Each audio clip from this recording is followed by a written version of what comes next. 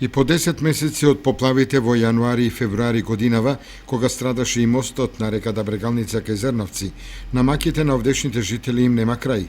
Тие секојдневно со лесни возила поминуваат по мостот, кој на неколку места е попуштен и е опасен за сообраќај.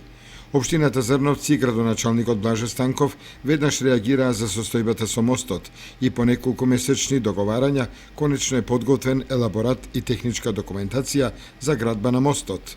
Од општината најавуваат скорешна градба на мостот и конечно решение на проблемот. С обзир на тоа што веќе е целосно изготвена техничката документација и средствата се одобрени, јас очекувам дека во блиска иднина ќе започнеме со изградба на нов мост.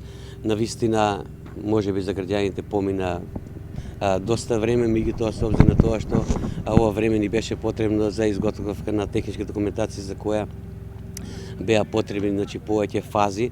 Овде беше потребно да се направат и геомеханички испитувања кои што одзема неколку месеци, потоа да се прибават сите оние дозволи за градба од ИЗИС, поминува и на ревизијата кај градежен факултет, на неколку пати мораше на некои забелешки да се постапи.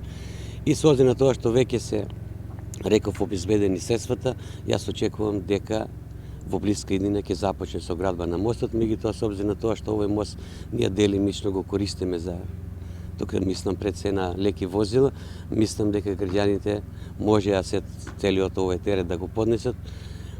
Со започнување со изградбата, сакам да најавам дека мостот ќе биде целосно струшен, се работи за нов мост, која финанска конструкција од 1,5 милиони евра.